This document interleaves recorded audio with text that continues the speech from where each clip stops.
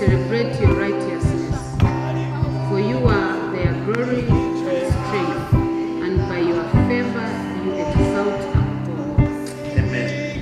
That's the verse I had this morning. Tugiye gukomeza kuvura buri wa mbere ariko nyine kubahiriza amabwiriza ya leta. So ndashaka gushishikariza bose mujye muza mujye mwigira imbaraga Imana hamwe twizere Imana yuko umwaka utaha tugiye kugira ubuzima hano byari bisanzwe nuko ndayivuze Imana ntawazi. So tuzayahura kuwa mbere saa 2